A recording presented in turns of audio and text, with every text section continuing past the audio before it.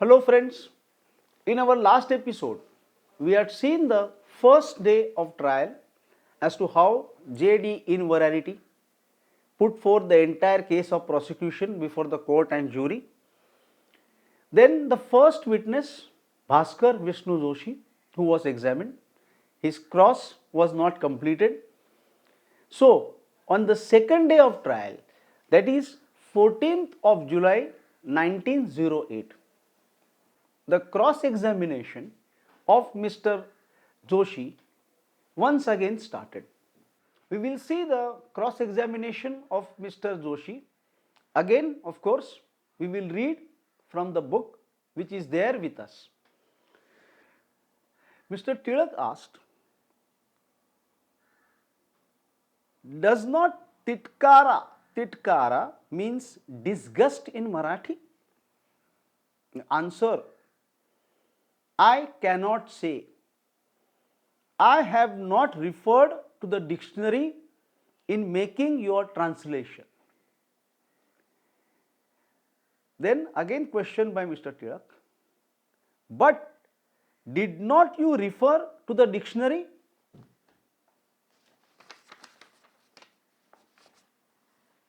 The answer, I cannot remember. Then again the question, refer to the word titkara at page 379 of Candy's dictionary. Is the meaning given there as hatred? The answer is no. Then again a question from Tilak. Hatta and duragraha are the original words. Are not these words synonymous and are used to make the sentence more emphatic? The answer is I cannot say. Again another question, could the meaning of the line हट्टाने किंवा दुराग्रहाने read stubbornness, perversity? The answer is I do not think so. This is what is the answer of the witness who has come on behalf of the prosecution.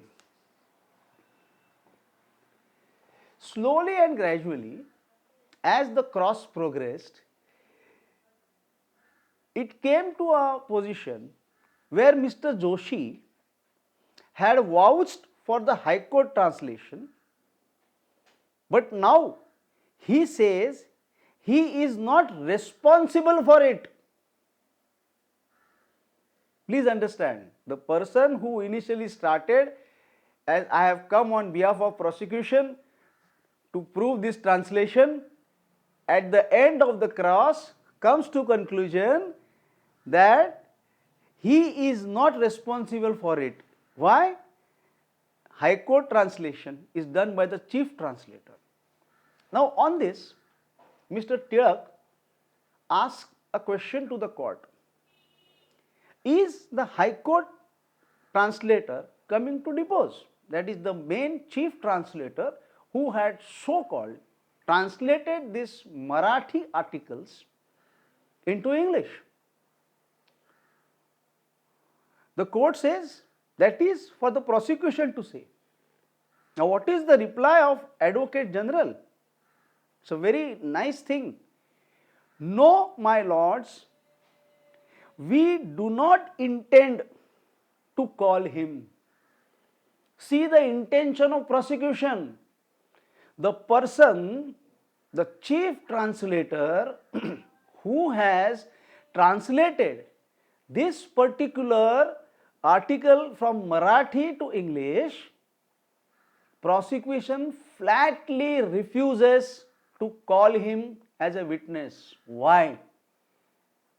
Actually, he is the only person, a proper, fit and a correct witness who should be called to prove the translation. Now various questions were asked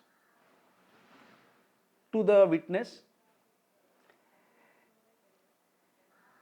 One question was, why did you say the word means assassination instead of killing? The answer of Mr. Joshi is, I have already told you it is not my translation. Please understand, a witness in a box is clearly saying this is not my translation. So who should come and prove it? Obviously, the chief translator or a person who has done translation should come and prove it. Means he should be called as witness, but prosecution has flatly refused to call that person. The reasons we are not aware. So this is how the way and the manner in which the particular evidence was given in the trial by this person. You will be astonished and you will be surprised to know that after the conclusion of the cross by Mr. Tilak, prosecution was compelled to do a re-examination of the witness, but still they were not successful in achieving what they wanted. Now in this particular day, that is on second day of trial, there was a second witness who was produced by the prosecution, and that is Narayan Jagannath Datar. He was the second witness on the second day of trial. And in examination, we will see who is he. You are that is Mr. Binni, the prosecutor, is asking a question to Datar. You are a clerk in Customs Reporter General's Department. He says yes. Then he is asked whether you have an agency of Kesari and Maratha. He says yes, I have. Now here there are very important things which they are asked that, do you read the paper yourself? You supplied them to subscribers. So in a way, what is being proved is that he is the distributor of Kesari and Maratha. What is the commission which he gets by the distribution of Kesari and Maratha, and whether people buy paper from him or not. This was the only cross examination done.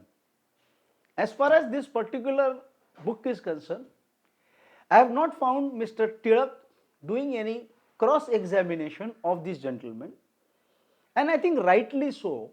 It was not needed, because what was proved by this Narayan Datar? He has an agency, he distributes paper, he gets certain commission for distribution of paper. Now how are these three things connected in a trial to prove that the article was libel? There is no connection between that. Distributing is simple distribution. He has nothing to do with libel. He gets honorarium. That has nothing to do with libel. How this witness could prove that the article was libel is really a question of, I don't know how to see it. And I think probably it is because of this Mr. Tilak did not do the cross examination. As far as this book is concerned, I have not found any cross examination being done by Mr. Tilak of this gentleman. The third witness of the prosecution was produced on this very day. Who was he? Peter Sullivan, Bombay Police. He was examined by Mr. Binney. Now, what was the role of this gentleman? That is important to note. He was a gentleman who had search warrants with him, and that too there were certain discrepancies in it. Now let us see the cross examination of this gentleman done by Mr. Tilak. First question is asked, did you find any other papers in search? He says yes. Then Mr. Tilak asks, can you get those here, that is before the court? He says no, they were taken to court and are in possession of magistrate. This is what is said. Because of this, the court interfered and asked the Tilak, do you want the list or papers, Mr. Tilak?